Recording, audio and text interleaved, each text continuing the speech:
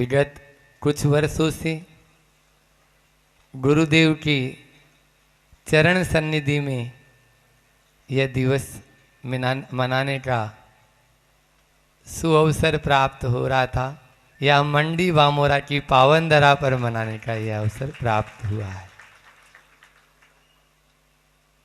पूर्व वक्ताओं ने बहुत कुछ कहा है कि यह दिवस क्यों मनाते हैं और किस तरह से उन्होंने अपने जन्मदिन को भी शिक्षा दिवस के लिए समर्पित कर दिए।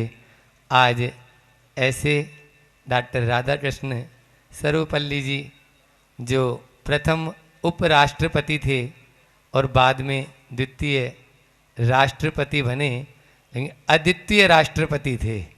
द्वितीय होकर भी वे अद्वितीय राष्ट्रपति थे, जिनका बचपन भी हमारे लिए बहुत प्रेरणास्पद है। उनका बचपन भी जैन ग्रंथों में एक ग्रंथ आता है समाधि तंत्र। उस समाधि तंत्र में कारिका आती है, उसमें यह आता है अदुःख भावितम ज्ञानम दुःख सन्निधो क्षीयते। सुख में जो ज्ञान अर्जित किया जाता है वो कपूर की भांति उड़ जाता है।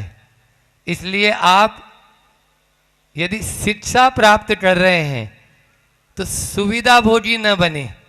पहले गुरुकुल प्रणाली चलती थी, जिसके माध्यम से चाहे राजा हो, चाहे गरीब हो, चाहे श्री कृष्ण जी हो और चाहे सुदामा हो। पिछले रविवार को ही चर्चा की अपन ने जन्माष्टमी को, कि सभी को एक सा व्यवहार है, एक सा कार्य है, एक सी ही मेहनत है, एक सा ही श्रम है।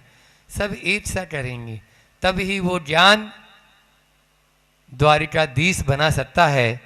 अन्यथा जो ज्ञान हमें सुविधा के अंदर प्राप्त हो रहा है आज, वो ज्ञान विकास की ओर नहीं ले जाएगा, विनाश की ओर तो ले जाएगा।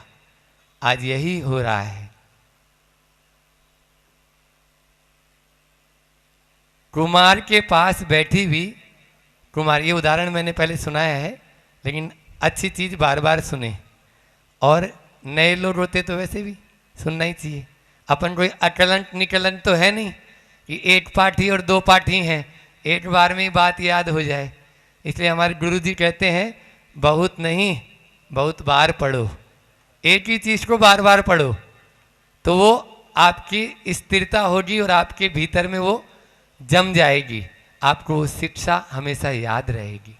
शिक्षा की बात है, क्योंकि शिक्षा और राष्ट्रीय विकास ये आपने विषय दिया है, इसी के इर्द गिर्द चलना है। कुमार के पास बैठी हुई कुमारी ने कहा मिट्टी का क्यों आकार बदल रहा है?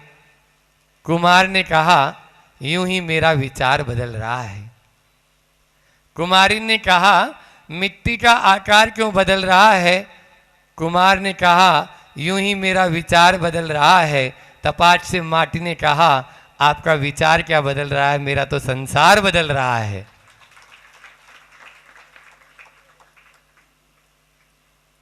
गुरु कुमार शिष्य कुंभ, घट घट काढ़े खोट और भीतर हाथ पसार के और बाहर मारत चोट। भीतर हाथ पसार के बाहर मारत चोट। ऐसे होते हैं गुरु। आज उन्हीं का यह दिन है, समर्पित है शिक्षा के लिए। हमें उस शिक्षा उसी को कहते हैं सा विद्या या विमुक्ति। आप लोगों ने विद्यालयों में लिखा हुआ देखा होगा, और यहाँ तो शिक्षक समूह बैठा हुआ है। तो मैं एक ही बात कहना चाहता हूँ कि विद्या वही है, ज्ञान और विद्या में अंतर है। ज्ञान और विद्या में अंतर है। ज्ञान का मतलब है नॉलेज, जो राइट भी हो सकता है, रॉन्ग भी हो सकता है। लेकिन विद्या तो वही कहलाएगी सा विद्या या विमुक्ति, जो हमें इस संसार से पार लगा दे, वो विद्या है। ज्ञान नहीं, ज्ञान उलझा देगा, ज्ञान भटका देगा। इसलिए ज्ञान के चक्कर में नहीं, विद्या के चक्कर में, यहाँ विद्या की बात हो रही है। और इसीलिए हमारी भारतीय संस्कृति में विद्यालय बोलते हैं। हाँ, ये कुल हमारा नहीं है जो स्कूल आ गया, ये कुल हमारा नहीं है जो स्कूल आ गया। आचार्य श्री ने कई बार टोका इस विषय पर। आज आचार्य श्री के उन्हीं विचारों पर हमें चर्चा करनी है, जिन विचारों के माध्यम से हम भारत को फिर से प्रतिभारत बना सकते हैं। वो आता है ना कि भारत जो है प्रतिभारत तभी बनेगा जब हम एक दूसरे के विचारों को समझेंगे और जो विद्या या जो शिक्षा का जो मुख्य मूल उद्देश्य है उसके इर्द गिर्द रहेंगे। मैंने क्या बताया, सा विद्या या विमुक्ति, वही विद्या हमारे लिए कार्यकारी है जो हमें इस संसार से पार लगाए या जो हमें मुक्ति को दिला दे। आज उसकी बात ही नहीं होती है। आज शिक्षा के नाम पर केवल मात्र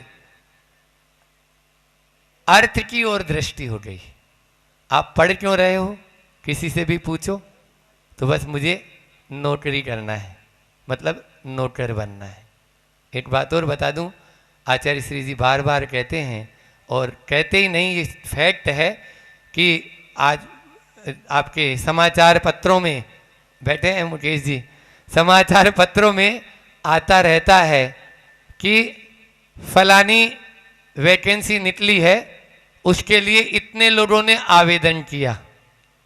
एक बार ऐसा ही आचार्य श्री जी के पास में कोई कटिंग पहुंचा दी किसी ने, पेपर तो हम लोग पढ़ते नहीं, कटिंग पहुंचा दी, और वो कटिंग पहुंचाई कि एक पद था जो खाली रिक्त था, उसके लिए आवेदन आमंत्रित किए गए। 10,000 से ऊपर आवेदन आए।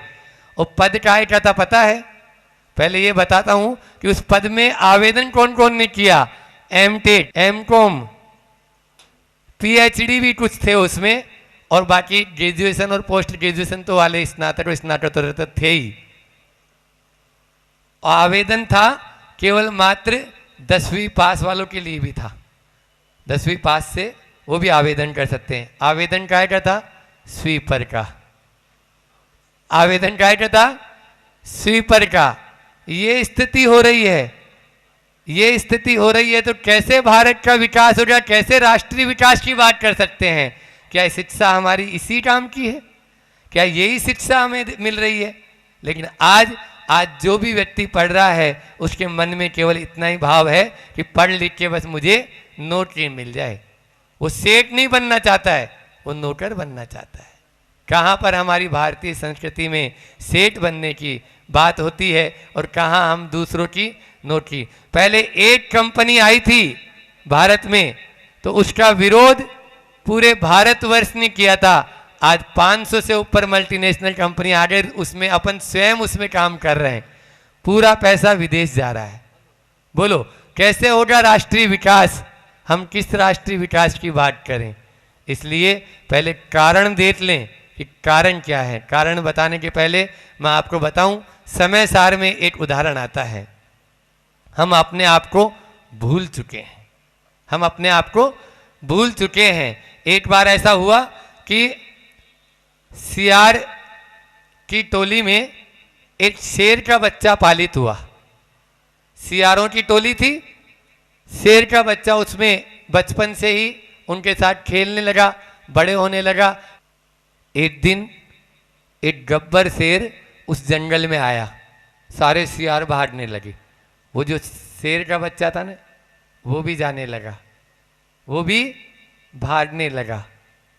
उस शेर ने देखा ये तो इतना युवा है और शेर है और मेरा सामना नहीं कर रहा है। शेर का सामना तो शेर करना चाहिए, धारना चाहिए, ये तो भाग रहा है। उसको रोका, ए रुक। बोले नहीं नहीं जाने दो, आप मार दोगे। बोले नहीं मारूंगा नहीं। तो बोले तुम शेर हो और तुम इनके साथ सियारों के साथ भाग रहे हो, क्या ये क्या गिदड़ जैसी हालत बना ली तुमने? बोले नहीं नहीं मैं शेर नहीं हूं, मैं तो गिदड़ ही हूं, सियार ही हूं। बोले चल मेरे साथ में। पास में नदी बहती थी, उस नदी के पास में लेकर गए वो गब्बर शेर। बोल तेरे चेहरे में और मेरे चेहरे में कोई अंतर है? नहीं है। एक दहाड़ लगाई उस गब्बर शेर ने, इसके भीतर का शेर भी जागा और उसने भी जो हु करता था दहाड़ लगाई, तब जाना कि मैं भी असली शेर हूं। यही है हमारे गुरुजी बोलते हैं, उड़ना भूली, उड़ना भूली। हाइकू दिए हैं, सोने की चिड़िया तू उठ उड़ जा, उड़ना भूली सोने की चिड़िया तू उठ उड़ जा। आज भारत की स्थिति यही हो रही है। एक लार्ड मेटाले यहाँ आया 1835 में और उसने शिक्षा पद्धति को तहस नहस कर दिया। आज ये दुर्दशा हो गई कि हम अपने स्वरूप को भी भूल चुके हैं। हमारी शिक्षा का उद्देश्य क्या होना चाहिए उसको भी हम भूल चुके हैं। यदि शिक्षा का उद्देश्य जो हमारा बिल्कुल क्लियर है, बिल्कुल साफ स्पष्ट है, उसमें किसी तरह का कोई भेदभाव नहीं है। और ये शिक्षक यहाँ पर वर्ग जो बैठा हुआ है, ये तो वैसे ही एक एक को गढ़ते हैं। इनकी भूमिका तो वैसे ही होती है, ये मिट्टी में से पानी नहीं, पत्थर में से पानी निकालते हैं। सुन रहे हो? मिट्टी के पानी तो फिर भी सूख जाएगा, पत्थर का पानी कभी सूखता नहीं है। ऐसे ये शिक्षक यहाँ पर जो विराजमान है आज यहाँ पर, ये इनके पास में समर्पित कर देते हैं। लेकिन करें क्या? आचार्य श्री ने भानपुर में एक बार पंच कल्याण के पहले प्रवचन किया था और अंतिम लाइन बोली थी कि माता पिता का इतना पुण्य है जो इतने अच्छे अच्छे बच्चे मिले। माता पिता का इतना पुण्य है जो इतने सुंदर और अच्छे बच्चे मिले, लेकिन बच्चों का इतना पुण्य नहीं है जो ऐसे माँ बाप मिले। लेकिन बच्चों का ऐसा पुण्य नहीं है जो वो थोड़ी सी यदि गुरुजी यदि कुछ बोल दिए तो तुरंत पहुंच जाएंगे पेरेंट्स कमेटी, और फिर देखो तो कुछ भी नहीं। अभी एक वक्ता ने बोला था यहाँ मंच पर से कि शिक्षक कुछ करना चाहे तो भी नहीं कर सकता है। जो शिक्षा के विनाश, जो शिक्षा आज की वर्तमान की शिक्षा, जो हमारे भारत का जो विकास होना चाहिए था वो नहीं हो रहा। उसका कारण है, पहला है अर्थकरी शिक्षा। आज अर्थकरी शिक्षा हो गई है, केवल मात्र शिक्षा का उद्देश्य पैसा कमाना। दूसरा है विदेशी भाषा। विदेशी भाषा ने पूरा तहस नहस कर दिया। जैसा वो चाहते थे वैसा ही हम अपनी मातृभाषा को ही खो बैठे। जो अपनी मातृभाषा को खो बैठा वो कैसे? आचार्य श्री जी कहते हैं, राख की नींव पर तो फिर भी किसी भवन का निर्माण संभव है। मतलब रेत नहीं, राख। राख की नींव पर तो फिर भी किसी भवन का निर्माण संभव है, लेकिन विदेशी भाषा के ऊपर किसी देश का निर्माण कभी संभव नहीं है। इसलिए विदेशी भाषा को पहले हटाना पड़ेगा। माध्यम हम अपना रखेंगे, माध्यम दूसरा नहीं बना। आप दूसरे के कंधे पर यदि बंदूक ट्रैक्टर चलाओगे तो कभी भी हटा लेगा, आपका क्या होगा? कुछ नहीं होगा। आज यही हो रहा है। इसलिए माध्यम नहीं, अंग्रेजी भाषा से विरोध नहीं है, क्योंकि आज अपन को यदि पूरे विदेश में कहीं पर भी दूसरे को जवाब देना है तो अपन अंग्रेजी में दें। प्रतिभा स्थली आचार्य श्री जी के आशीर्वाद से जो 5 आज उसकी ब्रांच है, 5 ब्रांच बड़ी बड़ी ब्रांचें हो गई, उसमें पूर्ण रूप से आजीवन जो ब्रह्मचर्य व्रत लेकर बहनें होती है वो ही उनमें शिक्षा दे रही है। क्योंकि हमारे यहाँ प्रथम तीर्थंकर आदिनाथ भगवान हुए हैं, उन्होंने अपनी दोनों बेटियों को सबसे पहले शिक्षित दिया, एक को अंक लिपि और एक को शब्द लिपि। तो ये ब्राह्मी और सुंदरी, तो पहले सबसे पहले जब तीर्थंकर ने अपनी बेटियों को शिक्षित, और वो उभयकुल वर्धिनी होती है। जो बेटियां होती है वो उभयकुल वर्धिनी, दैरी के दीपक के समान होती है। यदि मान लीजिए कोई शिक्षित यदि महिला होगी तो वो 2 कुलों का विकास करती है। 2 कुलों का विकास कैसे करेगी? कि पहले वो अपने जिस पिता के कुल में है उसका विकास करेगी, और विवाह हो गया तो पति के कुल का विकास करेगी, वहाँ पर उजाला करेगी। और यदि विवाह नहीं हुआ तो गुरुकुल में आ जाएगी, अपने गुरु के कुल का विकास करेगी। इस तरह से इस शिक्षा के अंदर हमारी आचार्य श्री जी ने बहनों को आगे बढ़ाया। तो विदेशी शिक्षा के ऊपर कभी भी हम राष्ट्र का निर्माण या विकास नहीं कर सकते। मात्र किताबी ज्ञान नहीं होना चाहिए, मात्र किताबी शाब्दिक ज्ञान नहीं होना चाहिए। आचार्य श्री कहते हैं कि अर्थ सो बोध नहीं और बोध सो शोध नहीं, मूठ माटी में पूरा इसका जो है ना अध्याय है। इसलिए केवल मात्र आप शब्द के ऊपर न जाएं, शब्दों के भावों के ऊपर जाएं। आप देखिए अंग्रेजी माध्यम से जो शिक्षा होती है वो ए से शुरू होती है, ए फॉर एप्पल और जेड फॉर जेब्रा। तो एप्पल से शुरू हुई, फल से शुरू हुई है, और जेब्रा पर जानवर ले जाके बना दिया। हमारी भारतीय शिक्षा प्रणाली में देखो, जो हिंदी वर्णमाला का पहला अक्षर है ए, ऐसे अनार से शुरू होती है और लास्ट में जय फॉर ज्ञानी, अनार से शुरू हुई ज्ञानी बना दिया, और वहां पर एप्पल से शुरू हुई और जेब्रा बना दिया। अब आप ही देख लेना कौन सी शिक्षा प्रणाली से आप लोग आगे बढ़ना चाहते हो। इसलिए माध्यम कभी भी दूसरे को नहीं बनाओ, अपने आप को बनाओ, अपनी मातृभाषा को बनाओ। हिंदी के राष्ट्र अपने बहुत हैं, मध्य प्रदेश तो पूरा ही हिंदी है, राजस्थान है, उत्तर प्रदेश है, 11 से अधिक राष्ट्र, 12 राष्ट्र हिंदी माध्यम से शिक्षित। हम ये नहीं बोल रहे हिंदी माध्यम रखो, लेकिन जहाँ की जो मातृभाषा है, आप केरल में जाओ तो कन्नड़ में बात करो, आप यदि बंगाल में जाओ तो बंगाली में बात करो, महाराष्ट्र में जाओ तो मराठी में बात करो, लेकिन मातृभाषा को मत छोड़ो, विदेशी शिक्षा को नहीं अपनाना है, ये हमारा कहना है। फिर उसके बाद में देखो शिक्षा का इतना दुष्परिणाम रहा कि हमारे रहन सहन में, आचार विचार में और खान पान में सब में बदलाव आ गया। और इनमें जैसे ही बदलाव आया तो हमारा विकास नहीं बिना। पिछले 20 आप 2 दशकों में देख लो कि हम कितनी तेजी से नीचे की ओर गए हैं। क्यों गए हैं? कारण एक ही है, विदेशी शिक्षा। विदेशी शिक्षा, पाश्चात्य शिक्षा को हमने अंगीकार कर लिया। सूरज जब जब पश्चिम की ओर गया है तो डूबा है।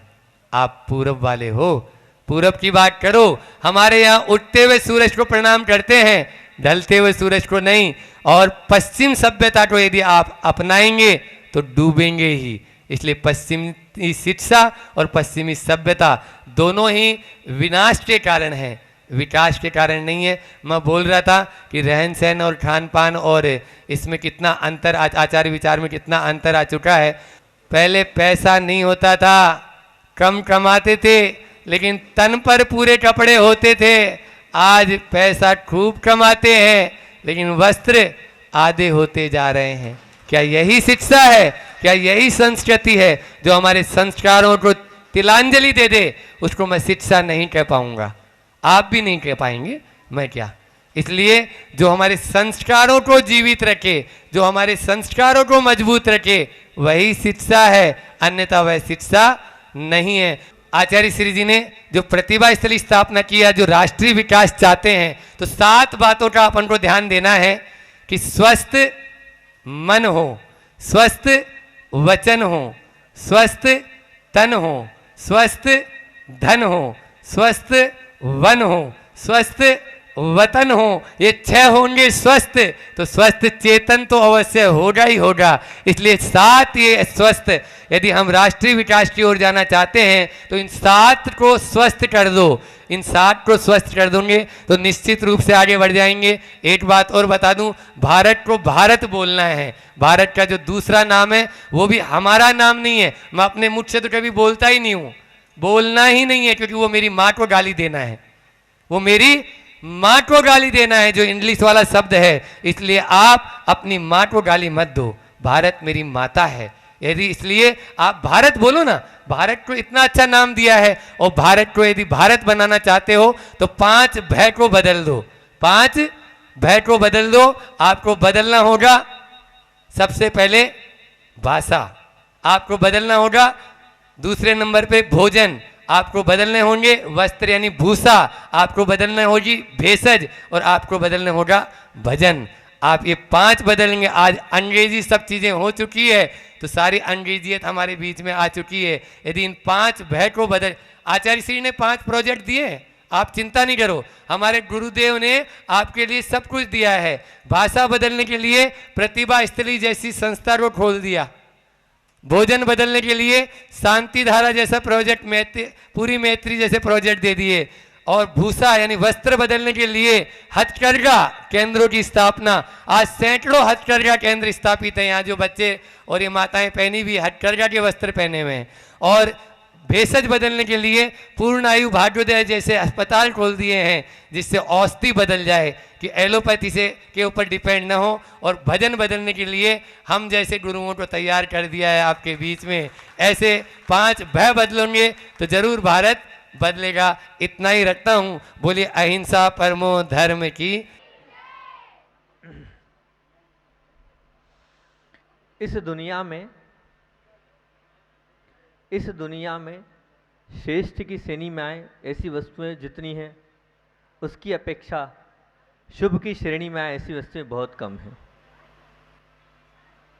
इसी तरह श्रेष्ठ की पसंद करने वाले जितने अधिक हैं, उसकी अपेक्षा शुभ को पसंद करने वाले बहुत कम हैं।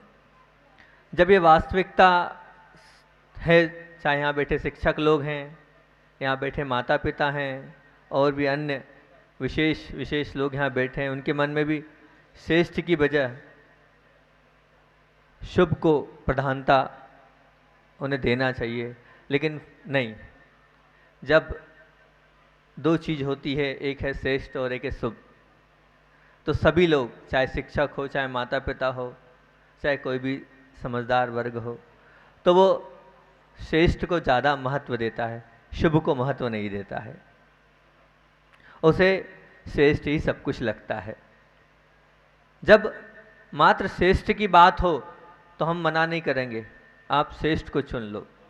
लेकिन जब चुनाव की बात हो कि एक तरफ श्रेष्ठ खड़ा है और एक तरफ शुभ खड़ा है, तो मैं तो आपसे यही कहूँगा कि आप श्रेष्ठ को दरकिनार कर दो और शुभ को गले लगा लो। तब आपकी शिक्षा, आपके दिए हुए उद्बोधन, आपके दिए हुए संस्कार कार्य करेंगे। महाराज जी, क्या होता है श्रेष्ठ, क्या होता है शुभ, थोड़ा बताओ तो बता देता हूँ। संपत्ति श्रेष्ठ है पर दान शुभ है। संपत्ति श्रेष्ठ है पर दान शुभ है। रूप श्रेष्ठ है पर शील शुभ है। रूप श्रेष्ठ है, कोई दिखने में सुंदर है, बहुत अच्छी बात है, लेकिन ध्यान रखना क्या शुभ है? शील शुभ है। तंदुरुस्ती श्रेष्ठ है पर परमार्थ और शुभ है। आपकी तंदुरुस्ती चले जाए, पर अगर परमार्थ आपको मिल रहा है तो आप बिल्कुल रात दिन उसमें लगे रहना, वो आपके लिए बहुत बहुत आगे बढ़ा जाएगा। प्रथम स्थान पर आपको उत्तीर्ण होना है। आप उत्तीर्ण हो रहे हो, ये क्या है? आप फर्स्ट डिवीजन आ रहे हो, श्रेष्ठ है। लेकिन अगर वहीं पर अगर आपके घर में आपके माता पिता बीमार है, उनकी सेवा करना है, तो पढ़ाई को गौण कर देना और सेवा कर लेना, ये शुभ है। मनोरंजन के कार्यक्रम श्रेष्ठ है, परंतु उसी समय अगर आपको लगता है कि परोपकार जरूरी है, तो आप परोपकार को पकड़ लेना, परोपकार शुभ है। ये भेद रेखा शुभ की और श्रेष्ठ की हमारे जीवन में जरूर आना चाहिए। आज पाठ्य पुस्तकों में, जो आपका पाठ्यक्रम है, पढ़ने की पुस्तकें हैं, शैक्षणिक पुस्तकें हैं, और सभी जगह इस श्रेष्ठ और शुभ की रेखा नहीं खींचिए, इस लक्ष्मण रेखा को खींचो। आप अपने जीवन में श्रेष्ठ को नहीं, आप शुभ को महत्व दो। हालांकि ये बात मैं आप लोगों के बीच में कर रहा हूँ, ये सब लोगों के बीच करने की बात मतलब कर तो रहा हूँ, लेकिन आप लोगों के गले नीचे नहीं उतर रही होगी। महाराज जी, कैसी बात कर दी आपने। जब श्रेष्ठ और शुभ का चुनाव होगा तो हम श्रेष्ठ को चुनेंगे, पर हम आपको बता दें, आपका जीवन आपको ऊंचा उठाना है तो शुभ से ही आपका जीवन उठेगा। हालांकि पूरा बाजार, पूरा साम्राज्य सब श्रेष्ठ का है, कोई नहीं, शुभ के लिए कोई सम्मान नहीं देता है, शुभ का कोई मूल्य नहीं है, शुभ के लिए कोई पुरस्कार नहीं है। परंतु अगर आपके अंदर शुभ नहीं है तो आपका जीवन शुरू नहीं है। अगर आपके अंदर शुभ नहीं है तो आपका जीवन शुरू नहीं है। तो आज बहुत सारे शिक्षक बैठे हैं यहाँ पर, पूरे संभाग के शिक्षक यहाँ आए हैं, और दामोदर जी भी यहाँ पर बैठे हैं, और जिनका शासन है जिनका प्रशासन है, ऐसे विधायक महोदय भी यहाँ बैठे हैं, और नगर के प्रमुख जिनका नाम हम बहुत बार सुन चुके हैं आप लोगों के मुख से कि बहुत विनयशील हैं, ऐसे अग्रवाल जी भी बैठे हैं, बहुत से लोग बैठे हैं, और हम बहुत दिनों से परिचित तो हैं ही हमारे लक्ष्मीकांत जी से, बहुत मेहनत कर रहे हैं, बहुत मेहनत कर रहे हैं, बहुत अच्छी बात है कि लगे रहते हैं। रश्मिकांत जी ना, हाँ रश्मिकांत जी। तो अभी कल परसों महाराज जी आए, बोले महाराज जी मेरी एक भावना है। मैंने कहा हाँ बोलो। मेरी भावना ये है कि हम प्रतिवर्ष आचार्य श्री के नाम पर एक अवार्ड रखें। मैंने कहा बहुत अच्छी बात है, हमारा आपके साथ समर्थन है, रखो आप। तो ऐसी महाराज जी ने भावना रखी, और यही भावना है कि वो शिक्षक ऐसा हो जिससे हमें कुछ सीख मिले। तो सीख तब मिलेगी जब उसके अंदर गुण होंगे। तो वो गुण क्या है, मैं चाहता हूँ आज आपको आपके सामने कुछ चीज़ें रखता हूँ कि शिक्षकों के अंदर क्या चीज़ होना चाहिए जो बहुत ज़रूरी है। सबसे पहले उसके पास आचरण होना चाहिए। आज शिक्षक बैठे हैं तो शिक्षकों की बात करना ही आज का विषय है। तो क्या होना चाहिए, सबसे पहले आचरण होना चाहिए, दूसरा ज्ञान होना चाहिए, तीसरा सेवा होना चाहिए, चौथा परिश्रम होना चाहिए, पांचवा मधुर व्यवहार होना चाहिए। 5 चीज़ों पर अपन आज चर्चा करते हैं। सबसे पहली बात है आचरण। तो आचरण के ऊपर मुझे एक बहुत अच्छी कारिका याद है, हीते ही मतिस्ताता हीने स सम अमागतुम समय चा समता मेति विशिष्टा च विशिष्टताम। ये कारिका बहुत सुंदर कारिका है। ये कारिका का क्या अर्थ है, तो कहते हैं हीते ही मतिस्ताता हीने स समागतुम। अगर आप हीन की संगति करते हैं तो आप क्या बन जाएंगे, हीन बन जाएंगे। आप अगर समान वालों की संगति करते हैं तो समान बन जाएंगे, और अगर आप विशिष्ट व्यक्तित्व की संगति करते हैं तो आप विशिष्ट बन जाएंगे। और शिक्षक के अंदर अगर वो विशिष्टता है तो वो अपनी उस विशिष्टता के माध्यम से सबको विशिष्ट बना लेगा, सबको ऊंचा उठा लेगा।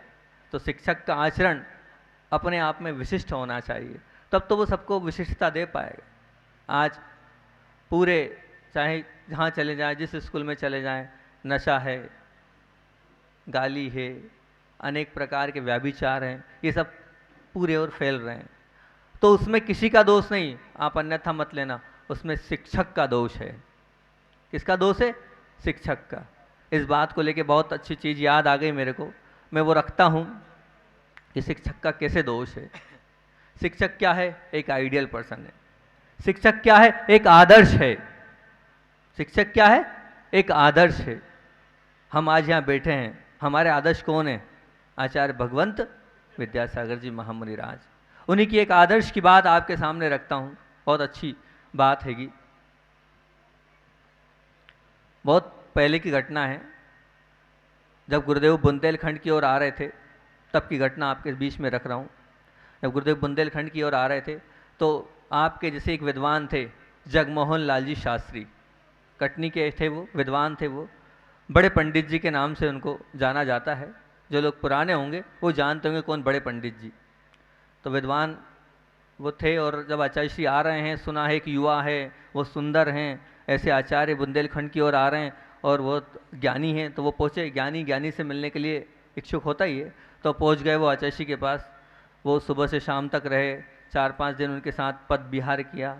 विहार करने के बाद चर्चाएँ हुई, धार्मिक चर्चाएँ हुई। धार्मिक चर्चा करने के बाद एक दिन शाम को आचार्य भगवान से उन्होंने एक बात बोली, आचार्य श्री जी मैं कुछ पूछ सकता हूँ आपसे, बहुत ध्यान से सुनना, शिक्षकों के सुनने योग्य बात है, आदर्श की बात चल रही है।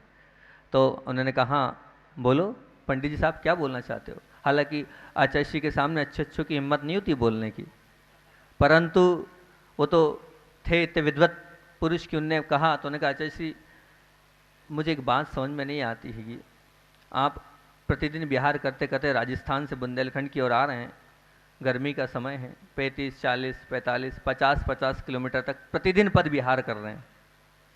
अभी के जैसा नहीं होता है, उस समय जब युवा थे गुरुजी 50 किलोमीटर प्रतिदिन चलते थे। तो आप ये प्रतिदिन ऐसा इतना लंबा लंबा विहार करते आ रहे हैं, तो क्या मतलब इस शरीर को इस प्रकार से आप दुखित कर रहे हैं। और फिर ठीक है कोई बात नहीं, विहार कर लिया, आप आते हैं, प्रतिक्रमण करते हैं, और फिर सीधे 2-5 मिनट हुए नहीं और खड़े हो जाते हैं, और खड़े होकर सामायिक करते हैं, 1 कभी 1.5 कभी 2, 2.5 घंटे तक की सामायिक आप कर लेते हैं। तो क्या ये प्रयोजन क्या है इसके पीछे? आप क्यों अपने शरीर को इतना कष्ट दे रहे हैं? तो अब आचार्य भगवान का जवाब शिक्षकों के सुनने योग्य। शिक्षक बैठे ना यहाँ बहुत सारे, तो शिक्षक लोग सुने। आचार्य श्री ने कहा, मैं पूरे परिवार का बड़ा हूँ। पूरे परिवार का मतलब मेरे संघ का सबसे बड़ा सदस्य हूँ। मैं एक शिक्षक भी हूँ, मैं माता पिता भी हूँ, मैं गुरु भी हूँ, सब कुछ हूँ। और ये क्या समझ रहे हो, मुझे कोई सिद्धि नहीं करना है मंत्रों का जाप करके यहाँ करने के लिए। मैं मेरे लिए नहीं खड़ा हूँ, मैं मेरे जितने साथ में जो साधु वर्ग हैं उनको शिक्षा देने के लिए खड़ा हूँ। बोले आचरण देने के लिए, क्या शिक्षा देना चाहते हो आप इससे? तो बोले जब मैं 2.5 घंटे खड़ा रहूँगा और एक टक स्थिर होकर खड़ा रहूँगा, तो मेरे जो दूसरे साधु हैं वो देखेंगे कि आचार्य भगवान 2.5 घंटे खड़े, हम 1 घंटे कम से कम बैठ के सामायिक कर लें, ध्यान कर लें। उनको शिक्षा देने के लिए मैं कर रहा हूँ, अपने लिए कुछ नहीं कर रहा हूँ। तो यहाँ बैठे बहुत सारे शिक्षक हैं, आचार्य भगवान ने करके दिखाया। क्या किया? करके दिखाया। तब हम लोगों में थोड़े बहुत संस्कार आ पाए। उनके जितने तो वैसे तो हम बन नहीं पाएंगे, प्रयास भी नहीं कर पाए, तब भी उनके जैसे हम बन नहीं सकते, इतने महान उनकी चर्या का पालन नहीं कर सकते। लेकिन उन्होंने जो किया हम लोगों को शिक्षा देने के लिए।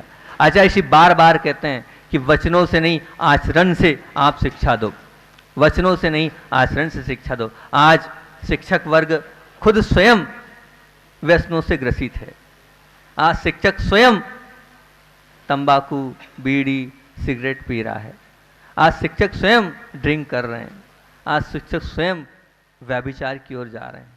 तो बताओ, जब आप स्वयं जा रहे हो तो क्या शिक्षा दोगे? स्वयं ग्रसित हो उस चीज से, तो क्या बच्चों को पढ़ाओगे और क्या मानेंगे आपके? गांधी जी के पास वो आप लोगों को याद होगा, बहुत बचपन से हम सुनते आ रहे हैं कि माँ पहुंची थी बच्चे को लेकर, तो बच्चे को लेकर के इसको मीठे का त्याग करा दो, ये बहुत गुड़ खाता है, इसके पेट में कीड़े पड़ गए। तो गांधी जी ने क्या कहा था? 8 दिन बाद आना। सबको याद है वो कथा, वो याद तो है, लेकिन आप वो जीवन में क्यों नहीं उतार रहे हो? मेरे वचन कटु लग रहे होंगे, महाराज जी सम्मान करने बुलाया है कि आपने अपमान करने बुलाया है?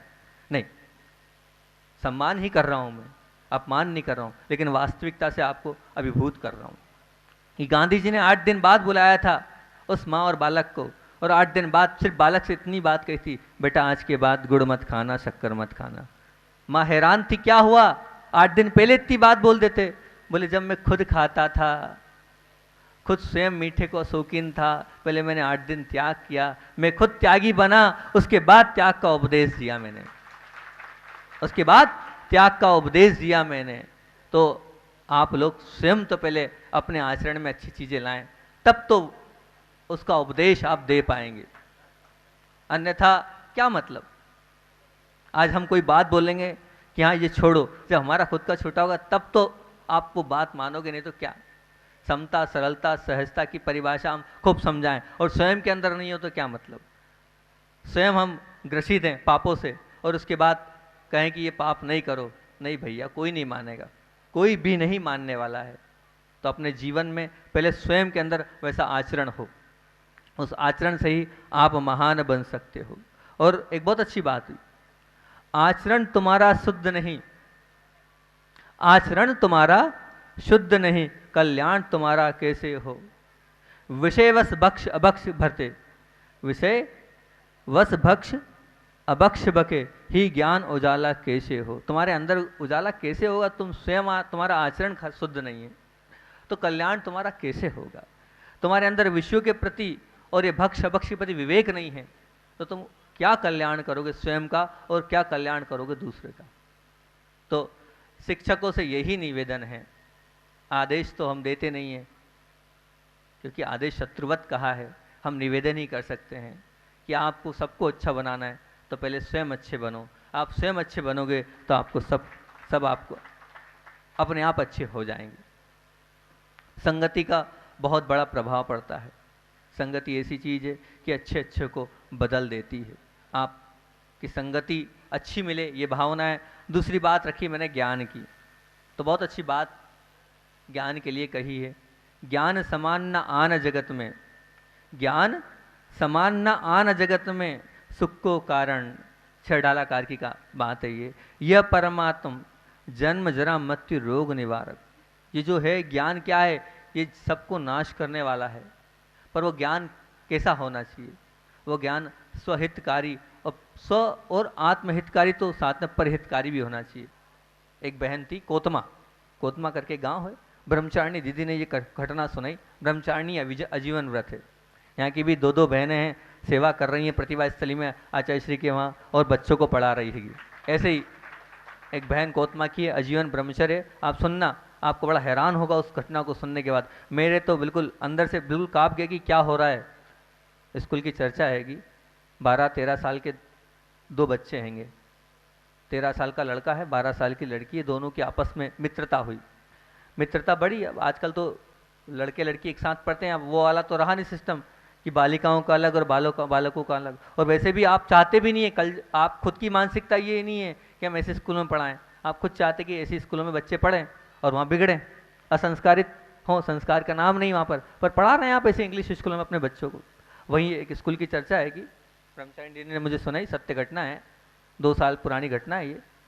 तो उन दोनों बच्चों की मित्रता हुई, मित्रता आगे बढ़ी। तो मित्रता आगे बढ़ने के बाद हुआ ये कि उस बालक ने 12-13 साल की उम्र में उस बालिका से कहा मुझे तुमसे शादी करना है। तो उसने कहा नहीं नहीं, उस बालिका ने कहा मैं आपसे शादी की कोई बातचीत नहीं है, हम एक मित्र हैं। तो उस बालक का दिमाग खराब, अगले दिन दहाड़े 11:30 बजे तलवार लेके आया और तलवार से उस 13 साल के बच्चे ने उस 12 साल की लड़की का गला अलग कर दिया। सत्य घटना है ये, कोतमा शहर की घटना है, पता कर लेना जाके। ये संस्कार आपके स्कूलों में मिल रहे हैं। आप इस प्रकार का उनको शिक्षण दे रहे हैं कि बच्चे सीधे गर्दन उतार रहे हैं। क्या सिखा रहे हैं आप? क्या बता रहे हैं आप? कैसा बीजारोपण हो रहा है हमारे अंदर है? निश्चित तौर से उसमें आपका दोष है, शिक्षकों का दोष है। महाराज जी आप हमारे पे ढोल रहे हो? हाँ आप पे ढोल रहे हो, आप सच्चे उनके गुरु हैं, आपसे देख के सीख रहे हैं। क्या सिखा रहे हो आप उनको? निश्चित तौर से आपके भाव भी ऐसे ही होंगे कि तलवार से अलग कर दूंगा मैं। तब तो उस बच्चे ने इस प्रकार का कृत्य किया। क्यों ऐसा? इसलिए बोल रहा हूं, अधिकतर समय वो आप लोगों के बीच में गुजारता है। अधिकतर समय आप देखेंगे कि 7-8 घंटे तो गुजारता है, 6-7 घंटे आप लोगों के बीच में गुजारता है। जब आप लोगों के साथ वो इतनी देर रह रहा है तो निश्चित तौर से आपका प्रभाव उस पर पड़ रहा है, बिल्कुल पड़ ही रहा है उस पर प्रभाव। और उसी प्रभाव के कारण वो अनेक प्रकारों के दोषों से ग्रसित है। आज बहुत सारी बातें शिक्षकों से बोल दी, मैं क्षमा चाहूँगा, लेकिन जो सत्य है वो सत्य सामने रख रहा हूँ। और फिर एक बार शिक्षकों से निवेदन करूँगा कि आप लोग सबसे पहले अपने जीवन को सुधारें, स्वयं के जीवन में आप उजाला करें, तब आप दूसरे के जीवन में उजाला कर सकते हैं। पहले अपने अंधकारमय जीवन को उजाला में लाने का प्रयास करें, तब आप सबको प्रकाश से प्रकाशित कर पाएंगे, सब अच्छे बने और तभी सभी को अच्छा बना पाएंगे। यही भावना सभी शिक्षक महोदय के लिए। बोलिए आचार्य भगवान विद्यासागर जी महामूर्ति।